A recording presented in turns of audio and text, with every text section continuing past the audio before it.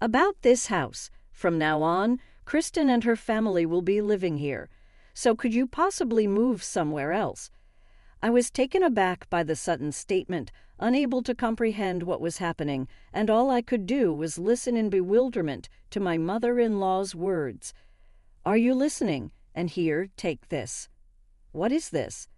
My husband handed me a folded piece of paper.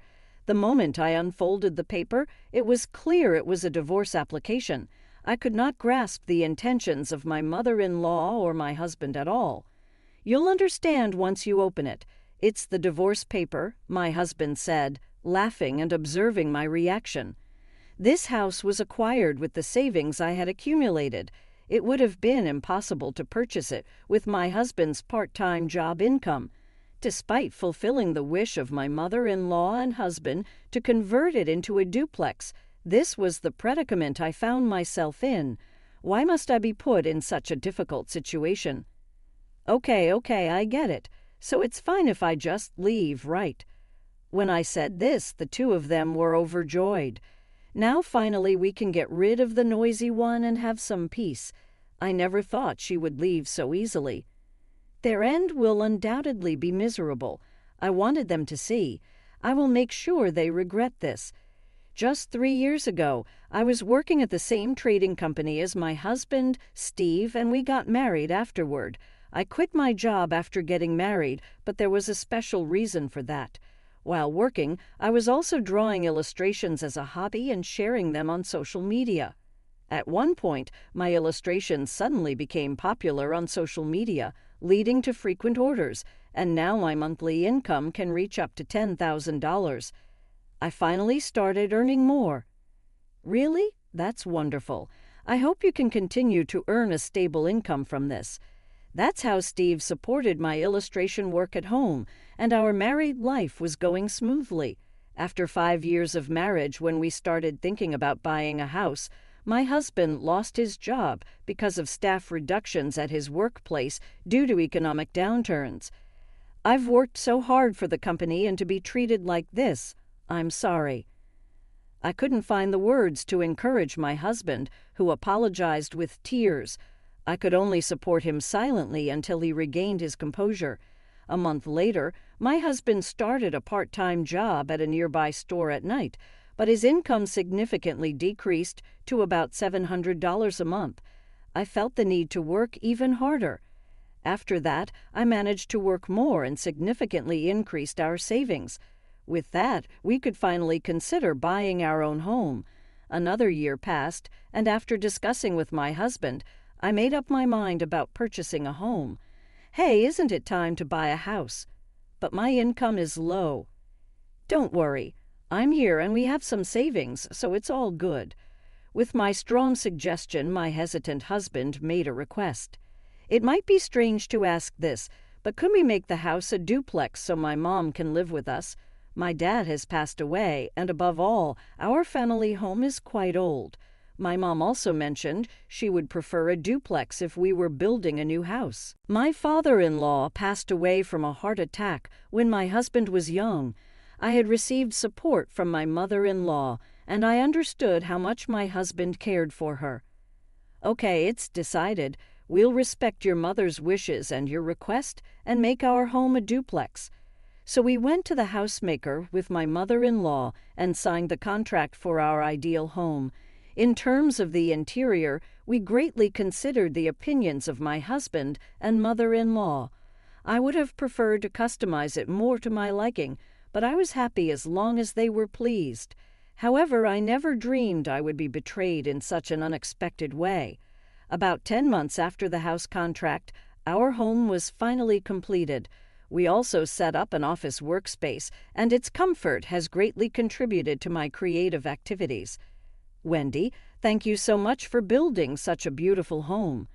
You're welcome. I'm always grateful for your support. My mother-in-law really loves the house and never stops expressing her gratitude to me. Seeing her so happy made me truly joyful.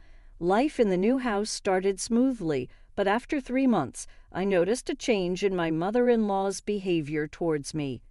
Hey, could you tidy up my room a bit? I'm a bit busy with work right now. Busy or not, you're always holed up in your room, aren't you? Steve mentioned that you're not working hard enough. Not working hard enough. What has my husband seen to say such a thing? This house was built with my earnings. I wanted to argue with my mother-in-law, but since it was unclear whether Steve actually said that, I ended up silently complying with her request and started cleaning the room. While I was cleaning, my mother-in-law relaxed and did nothing. After about an hour of cleaning and getting things in order, I spoke to my mother-in-law. "So you're finally done. I'll be asking you to do this regularly from now on, you know." "Ah, yes." I was so astounded that I was at a loss for words. Why do I have to do things like I'm her servant? While my mother-in-law's words were infuriating, my anger towards my husband also grew. I decided to confront him about this at dinner. "By the way, I heard from your mother that you've been complaining about my work ethic." "Well, just a bit. When I see my sister working hard at the factory, I feel like there's a lack of fairness compared to you staying at home. Steve has an older sister named Kristen, who is 2 years older than him. She has a 3-year-old child and gets along well with her husband and even keeps in touch with me occasionally. Still, I was shocked to hear that Steve actually felt that way. I thought he was on my side, but hearing this truth left me stunned. After that, my mother-in-law's treatment of me became even stricter. It started with just cleaning, but gradually escalated to demands like give me a massage and make me some coffee, treating me like a servant. Steve still showed no intention of looking for a full-time job. "Hey, aren't you going to look for a full-time job soon?" "Stop nagging. You're earning well enough, so that should be sufficient." With a husband who wouldn't listen and a mother-in-law who treated me like a laborer, I was on the verge of breaking down. "Kristen, I can't take it anymore. Help me." "Are you okay?" After 3 months of enduring this, I sought help from Kristen, who immediately intervened and apparently spoke sternly to Steve and my mother-in-law. Thanks to Kristen, the harassment stopped temporarily for about 2 weeks. Then, one evening after dinner, while I was washing the dishes, Steve said he wanted to talk. "What do you want to talk about?" "Just wait. I'll call Mom, so sit here." Wondering what I was about to hear, I waited anxiously on the living room sofa for my mother-in-law and husband. "Sorry to keep you waiting. Steve said you had something to talk about." As I said that, my mother-in-law and husband exchanged glances and smirked. Taking her time, my mother-in-law started speaking. "About this house. From now on, Kristen and her family will be living here. So could you possibly move somewhere else?" "What?" I was taken aback by the sudden statement, unable to comprehend what was happening, and all I could do was listen in bewilderment to my mother-in-law's words. "Are you listening? And here, take this." "What is this?" My husband handed me a folded piece of paper. The moment I unfolded the paper, it was clear it was a divorce application. I could not grasp the intentions of my mother-in-law or my husband at all. "You'll understand once you open it. It's the divorce papers," my husband said, laughing and observing my reaction. This house was acquired with the savings I had accumulated. It would have been impossible to purchase it with my husband's part-time job income. Despite fulfilling the wish of my mother-in-law and husband to convert it into a duplex, this is the predicament I find myself in. Why must I be put in such a difficult situation? What's been going on with both of you for the past few months? I appreciate that you provided this house for us, but your income surpasses that of Steve, putting him in a difficult position. We don't need someone who can't respect her husband in this house. That's why we've decided that Kristen will live here instead." "That's right. I'm honestly jealous that you were doing well by yourself. I didn't quit my job on my own, and yet I've been pressured to keep looking for work. I'm fed up." "So that's the reason. Their harsh treatment towards me was based on such a background. I'm just astonished by their childish reasoning. This house was purchased with my earnings. I really wanted to say you two should be the ones to leave, but I no longer had the energy to respond." Okay, I get it. So it's fine if I just leave, right? Yeah, that's right. Now finally we can get rid of the noisy one and have some peace. When I declared I would leave, they could hardly hide their joy. Well, if that's what they want, I'll respond in kind. Just watch. I'll make sure they regret this. From that moment, I vowed to get back at them. The next day, I packed the bare minimum and left the house. My mother-in-law and Steve were there to see me off, but there was not a trace of sadness. Make sure you submit the divorce papers. Thinking that I won't have to see you anymore brightens my mood. We'll take good care of this house, so don't worry. They were spouting whatever they pleased. Don't worry, I won't let you have your way from now on. After leaving the house, I immediately contacted Kristen. Hello, Kristen. Oh, what's up? I told her about being asked to leave the house by my mother-in-law and Steve, and that Kristen was supposedly going to live in the house after me. What? What's happening? Can we meet somewhere to talk? This information was completely new to Kristen. To discuss the details, I headed to a nearby cafe she suggested. About 5 minutes after I arrived at the cafe, Kristen also arrived. Sorry for the sudden request. No, it's fine. I have nowhere else to go now anyway, I said with a hint of self-mockery. Kristen's expression sharpened. About that matter, I haven't heard anything from Mom or Steve. In fact, I didn't know about it. My husband and I are actually planning to build a house elsewhere. Did you really not know about this? I really had no idea. I was surprised by this as well. This meant that Steve and my mother-in-law lied about Kristen moving in to kick me out of the house. Knowing that, I realized I don't need to cling to that house anymore. I'm relieved to hear that. Actually, I was considering selling the house, even if you were really going to live there.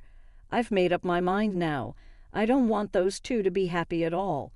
Indeed, they went too far. What you want to do is up to you, Wendy. I can't overlook what happened this time.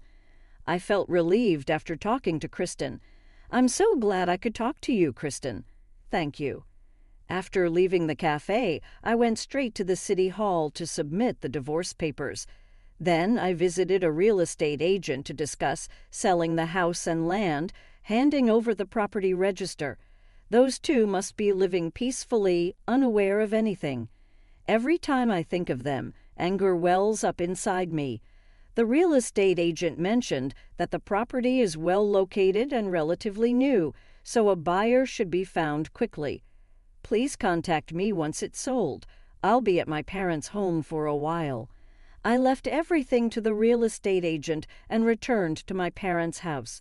An hour later, I arrived home, and my parents welcomed me back, though surprised by my sudden return. 2 weeks later, I received a call that a potential buyer was interested in the house.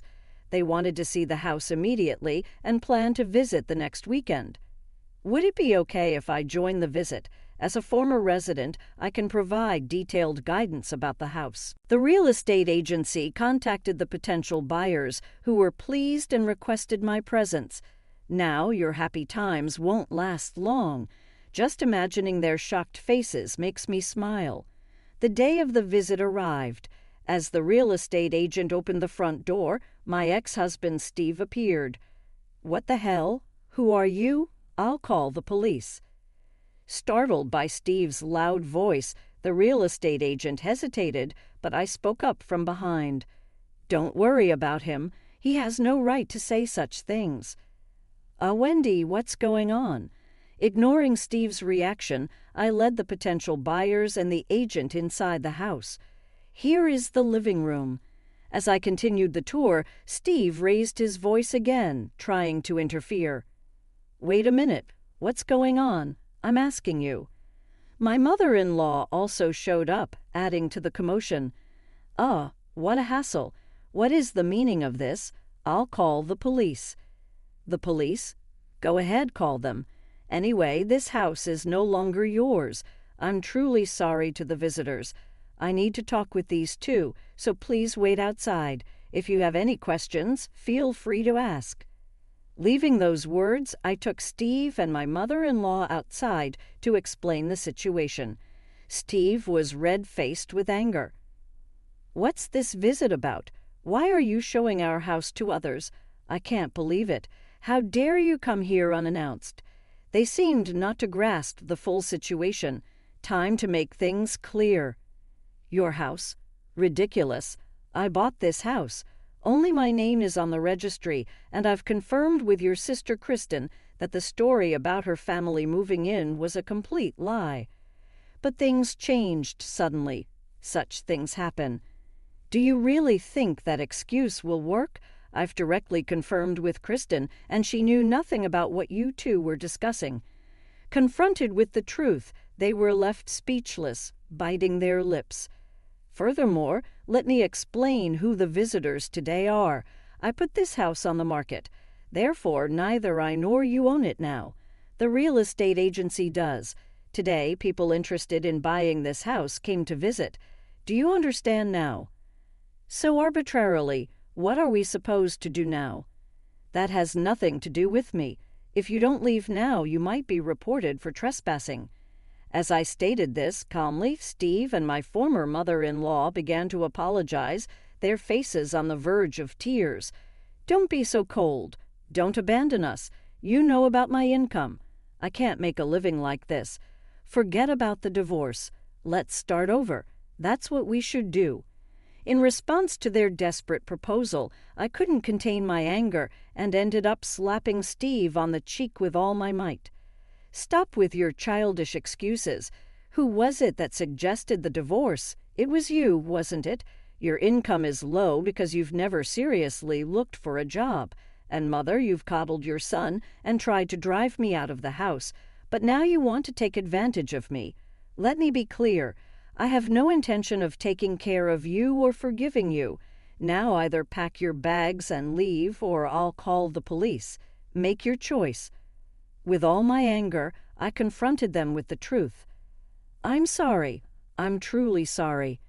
Fearful, they quickly returned inside. Within 20 minutes, they had their belongings and left the house, hurrying away.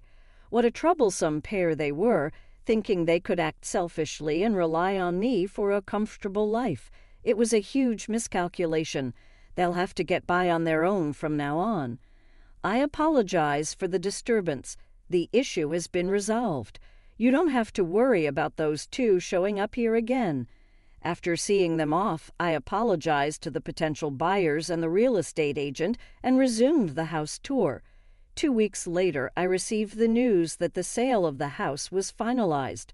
I could finally move on from the bitter memories associated with that place. Taking a deep breath, I regained my composure. Then I received a call from Kristen. "Hello, it's been a while. How have you been?" "It's been quite some time. Actually, I managed to sell the house." "That's great news." After a pleasant chat with Kristen, I found myself wondering about Steve and his mother. "By the way, how are those two doing now?" "Well, from what I've heard, they're living together in a run-down, low-value apartment. Steve is still working part-time at the store and is struggling to find a full-time job due to his age, making it hard to secure stable employment. As a result, they're having a tough time financially, and Mom has started working part-time at a supermarket to help make ends meet. Looking back, Wendy deciding to divorce might have been the best choice for you." Receiving this detailed update from Kristen, I felt reassured that my decision was the right one. If I had continued living with them, the mental and financial burdens I would have faced would have been much greater than now. "Maybe you're right. I'd like to keep in touch with you, Kristen, if that's okay." "Really? I'm delighted. Please keep in touch. Let's go out for lunch with my child sometime." With that, the call ended. In the end, that decision was the most rational choice for my future, reaffirming my belief that living independently and doing what I love suits me best. For now, I'm fine without marriage or romance. I've never been in a place like this before. It's like a dream come true to live in a place like this. Carrie's light voice spread to every corner of the house. Sam, my brother, took to that voice and said, kind of teasingly, "Emma, are you still here? Can you leave a little bit early?" Sam chuckled, and Carrie leaned into Sam's arms sweetly. She smiled a little nastily at me and lightly poked Sam's forehead with her finger. "Oh my God, don't say that. Emma is single. You have to be a little more careful." When I looked at them after they came to my parents' house, I felt that they were really only thinking about themselves. What were they thinking, these two? My parents would only give me a little warning. That might not be a good idea. However, they never seemed to think about me. Sam and Carrie are happily whispering to each other as I make a move to pack my bags. They don't seem to care at all about the condition of this house or my feelings about it. It might be too late for regrets. My name is Emma. I am a 24-year-old single woman, and my days were always bustling with my slightly troublesome younger brother, Sam, and his wife, Carrie. Sam has been a bit of a prankster since childhood. He used to annoy his friends a lot. He even chased insects in vain. His mischievousness was well known.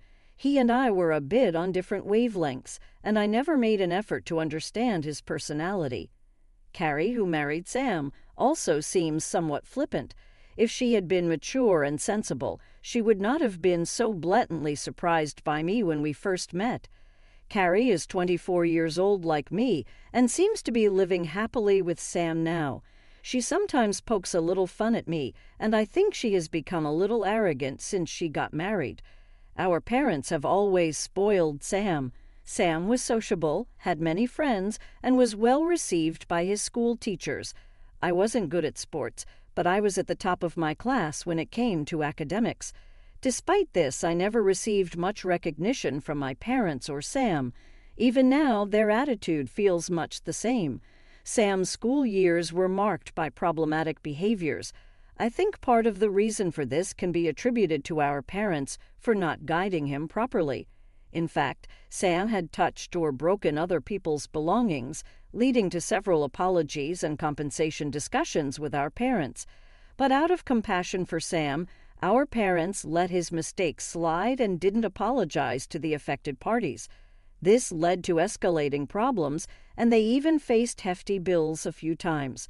Each time, our parents chose to pay in installments, and it seemed they were still repaying the debts over a long period.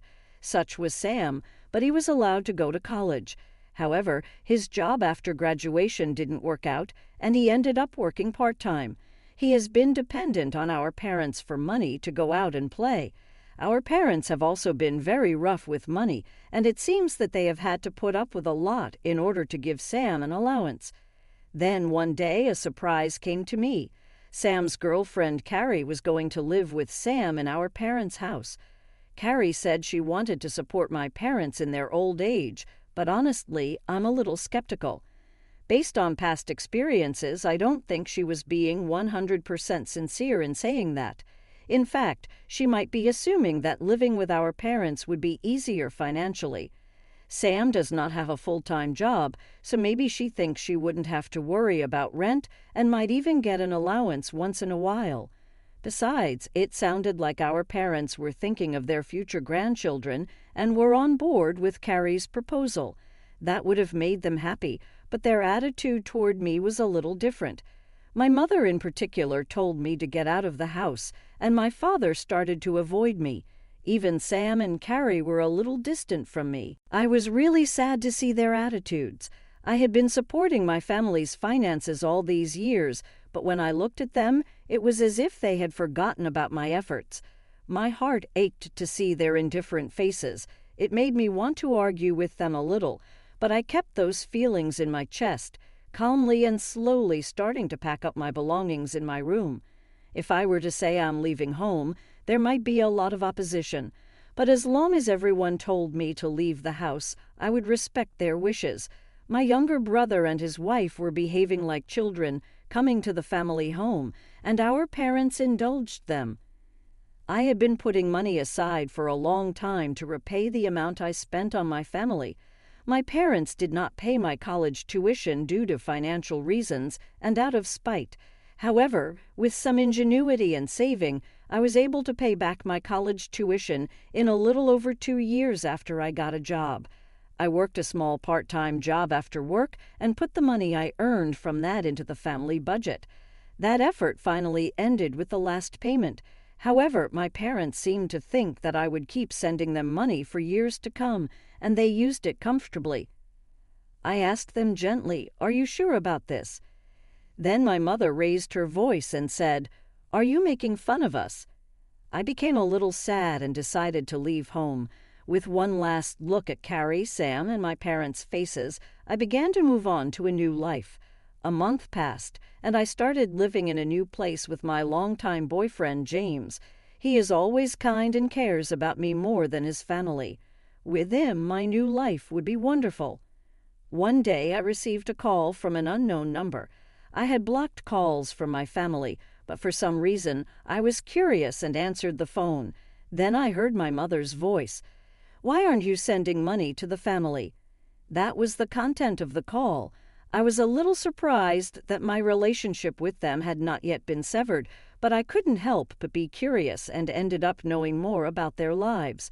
Since Emma is working so hard to support us with $3,000, maybe James and Carrie can come up with $4,000. Our parents seemed a little hopeful. They probably believed that my brother and sister-in-law's promise of future support would help make things easier. But when Sam heard these expectations, he immediately shook his head and said, "I can't do it." My father, who had expected a total of $7,000 each month, with $3,000 from me and $4,000 from the younger couple, was left in shock by Sam's response. My father in particular seemed to be thinking of retiring soon from the stress of his job, and he was probably counting on this income. Sam, on the other hand, was optimistic that living together would increase his allowance. In fact, he was quite surprised when he found out that he still had some outstanding alimony from his past. I had never considered sending $7,000 to my parents each month, so Sam called me to discuss the matter. James, who was helping me, looked concerned next to me and suggested we talk about it, but I knew I had to do this, so I took a deep breath, regained my composure, and continued. "I know it's a lot of work to pay for the family loans, but I hope you and your family can get through it together." At these words, the atmosphere of the place suddenly changed. In fact, I had paid for all of our family's finances, but my parents seemed to have completely forgotten that fact. "Ha, you're paying your mortgage, right? Do you have a good grasp of your own home situation?" If I'd known this, I wouldn't have gotten married. Carrie couldn't help but let her true feelings slip. Then all hell broke loose in the house. There were loud cross-doses of fighting. In the midst of all this, I reported one last little surprise and hung up the phone.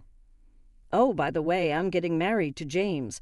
From now on, I want to enjoy my new life, so please don't contact me anymore." I don't know what happened to my parents or Sam after that, but James and I are enjoying our new life together. I am planning to have a small wedding next year and intend to invite only those who really care about us. From now on, I will no longer be involved with them. I am free to stretch my wings and start a new chapter.